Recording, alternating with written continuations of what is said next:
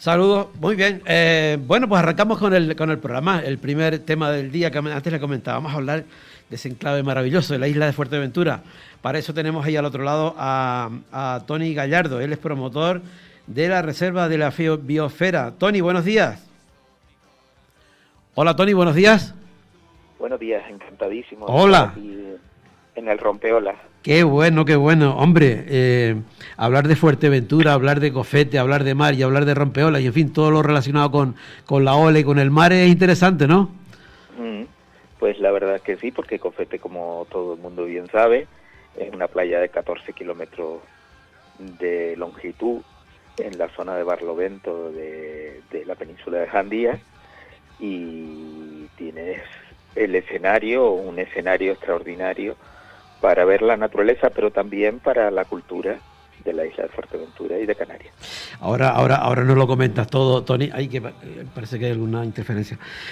Hablando de escenarios, estás comentando tú de escenario. Había estos días en las redes, no sé dónde contra lo leí, había la película del Planeta de los Simios, llegaron a grabar en esa parte de la playa, ¿no? No tengo constancia de ello. Sí. No, lo había visto en una... No creo. Sí, lo había visto esta semana, creo que fue en algún reportaje de no sé si fue de Onda Fuerteventura o no sé. Yo también me sorprendió porque no lo había visto. Si no se llegó a grabar en su día con Charlton Heston, en todo caso podía haber sido grabado ahí, porque lógicamente ese escenario virgen de playa y casi de apocalipsis después, o de post-apocalipsis, de esa imagen donde se ve la Estatua de la Libertad semienterrada, es digamos, una imagen icónica que nos ha quedado a todos en la memoria de esa maravillosa película. Claro. Es que justamente esa imagen es la que te comento, la que yo vi, ¿no? Que parecía que lo habían hecho allí, no sé. Realmente es que me había sorprendido porque yo digo, contra una historia como esta no se sabía, ¿no? No sé, en fin, ahí queda. No le doy mucho crédito, pero tampoco lo puedo desmentir porque no. Ya. La verdad es que nunca lo he oído. Mira, Tony, 14 kilómetros de playa. Cuéntanos, 200 años de Cofete. ¿Cómo arranca Cofete? Cuéntanos. Bueno, todos sabemos que la isla de Fuerteventura fue una isla de señorío. Eso significa que después de la conquista, en vez de ser directamente gestionada por la Corona de Castilla, que era la que había financiado la expedición de conquista de Canarias, pues fue finalmente, después de su anexión, fue repartida a los señores, como prebendas de esa aportación económica y política que hicieron en su momento a la hora de la conquista. Por tanto, Fuerteventura quedó como una isla de señorío. Las islas que no fueron de señorío son Gran Canaria y Tenerife, que fueron islas de realengo, que significa que tenían gestión directa de la corona.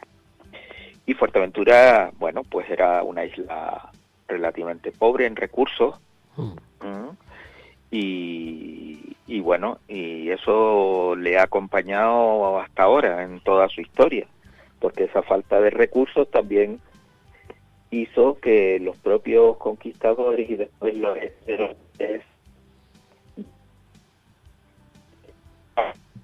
Qué pena, Tony, parece que hay algún problema con la recepción de... A ver, ¿sí, Tony? Sí, ahora sí. No te me muevas mucho, que parece que hay algún problemilla. Vale, sí, decía, sí. Bien, pues, es que hay como un retorno, ¿no? ¿Tendrás algo...? Si me cambio de posición, espera un momento, a ver. Sí, a ver, vale. ¿Aquí me oyen mejor? Sí, yo a ti te oigo perfectamente ahora.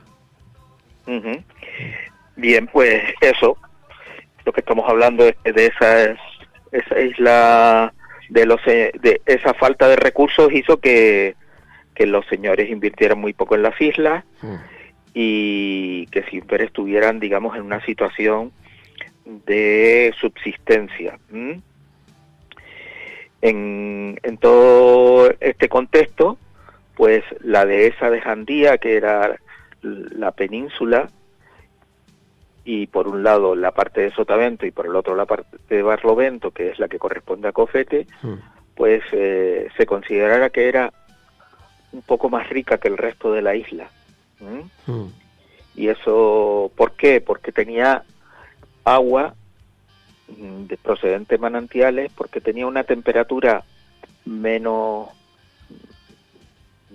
árida, menos dura desde el punto de vista climático, y porque tenía una extensa zona que era probablemente cultivable, o que se veía que tenía un cierto potencial de cultivo. Y es entonces en ese momento, a finales del siglo XVIII y principios del XIX, cuando hay un primer intento por parte de los señores de colonizar la dehesa de Jandía. Y ahí empieza su pequeña historia, la historia de Cofete, que fue el primer pueblo de Jandía, con este intento de colonización. Se calcula que en esos primeros momentos en Jandía, o en Cofete concretamente, habría unas 20 familias procedentes. Una está todavía por determinar, algunas propias de la isla de Fuerteventura y otras también de Lanzarote. Porque el arrendatario principal era de Lanzarote, y por tanto se supone que también dio algún tipo de indicación para que hubiera colonos que llegaran a la zona de Cofete. Y estamos hablando ahí más o menos, Tony, ¿sobre qué año? ¿1700 y algo? ¿1800? 1800, sí. 1800. Estamos hablando de 1800. Bueno, la historia es, digamos, un poco, pues, la historia de los sitios aislados, remotos.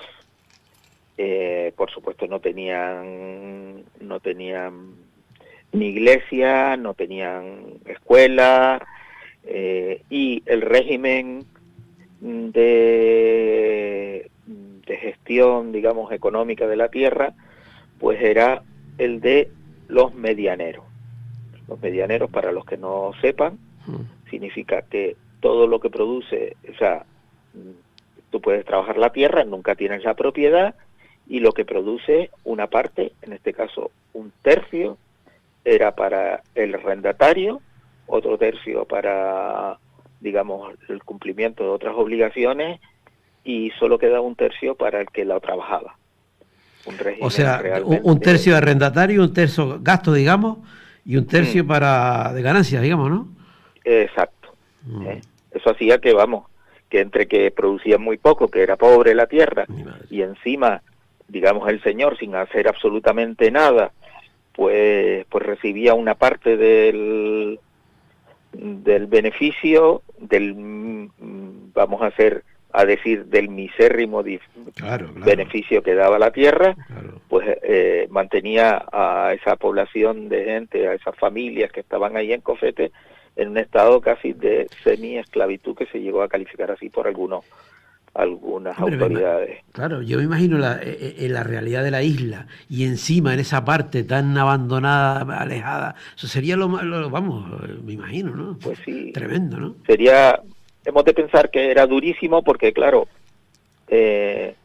bueno, lo que se plantaba era la sementera, el grano, para poder producir un poco de gofio, para alimentar un poco a los animales, que en este caso eran unas cabañas de cabra, y poco más.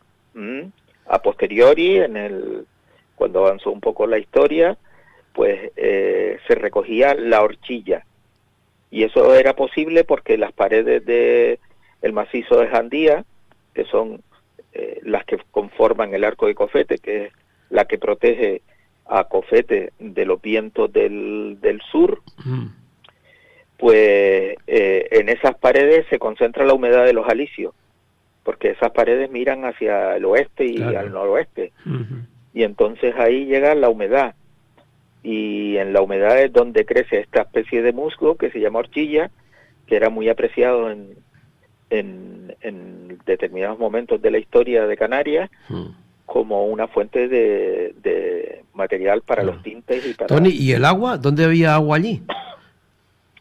Bueno, Cofete, dentro del contexto de la isla, era muy interesante porque tenía como 10 manantiales.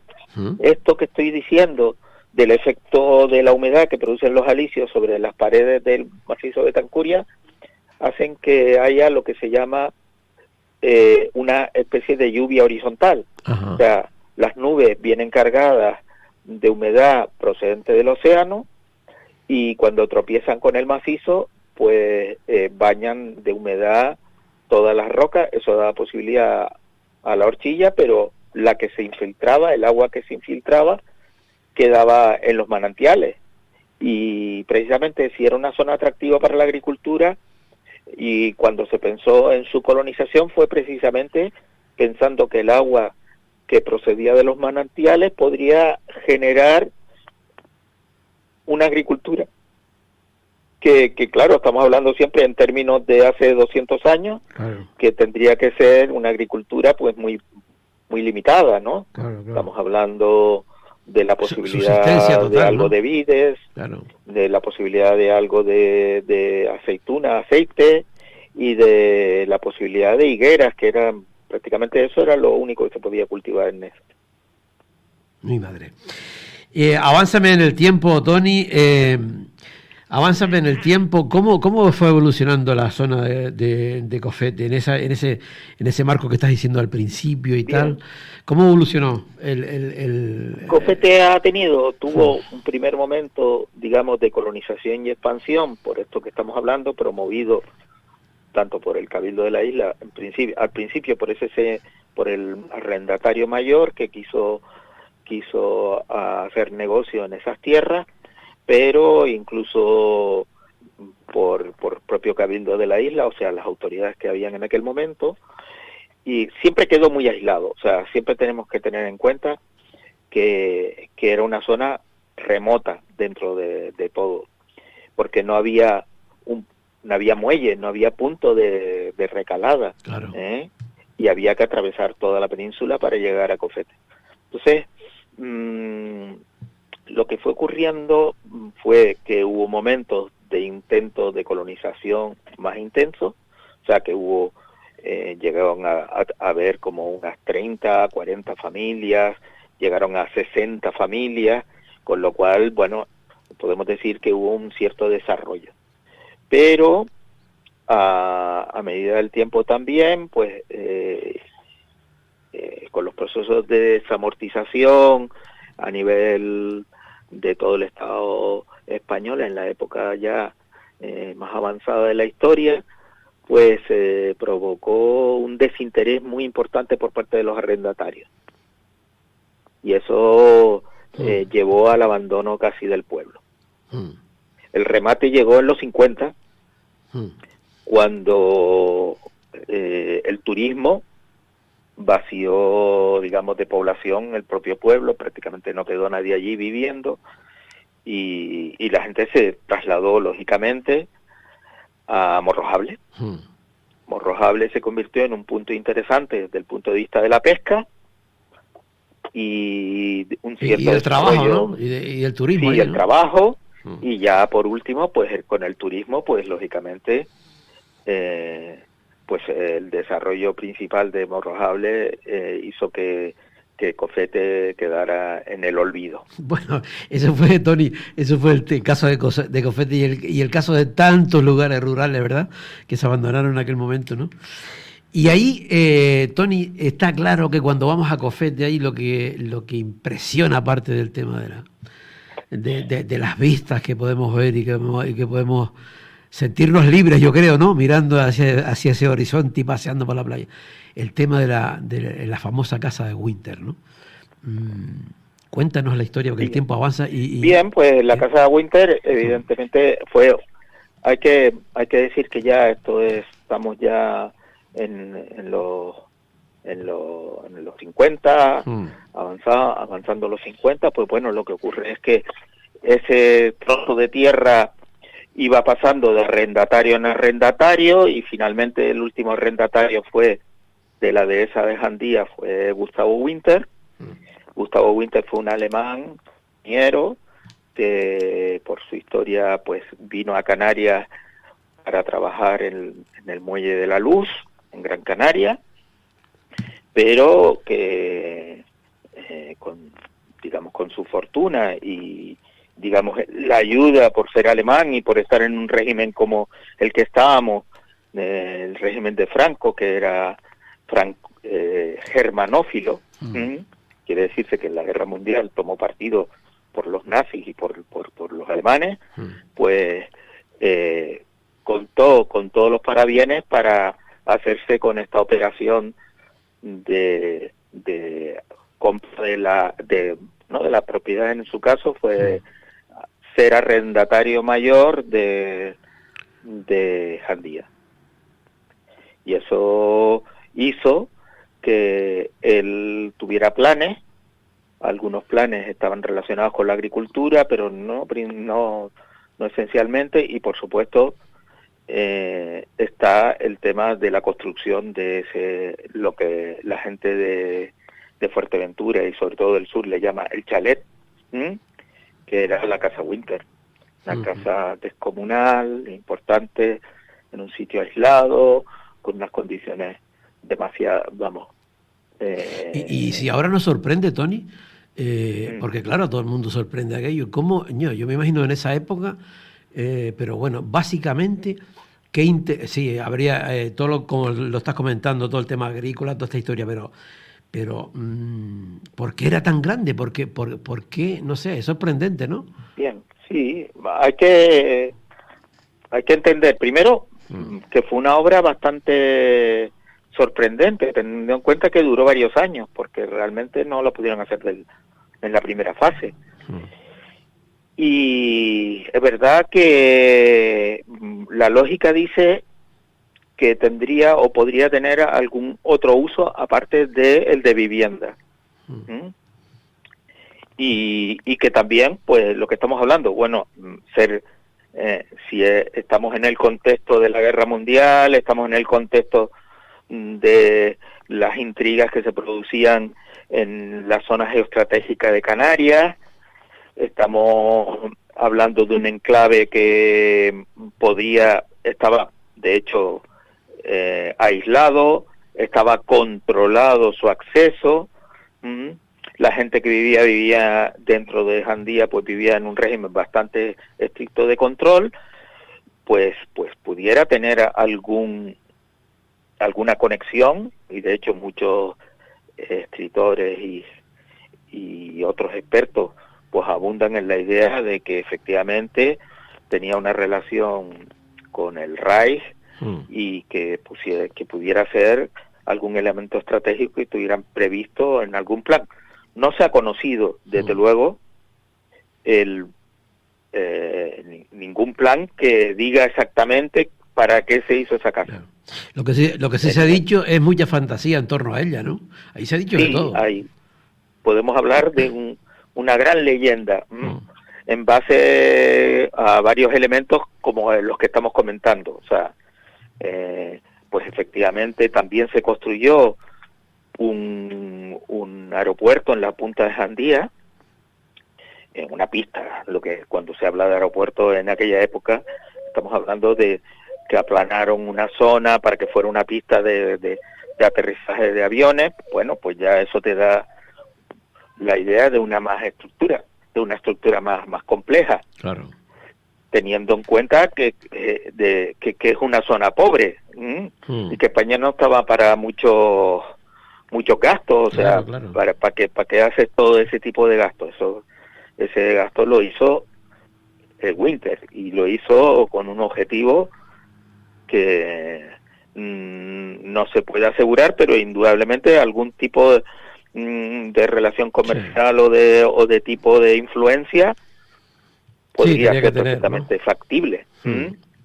Tony, me pregunta una oyente que te pregunte por qué Cofete se llama Cofete. Bien, es una buena pregunta, porque no tiene una respuesta clara, pero hay dos o tres hipótesis sobre el tema. La principal, la que cobra mucha fuerza, es la idea de que los rodolitos o las piedras calcáreas que se acumulan en las playas se han llegado a llamar confeti.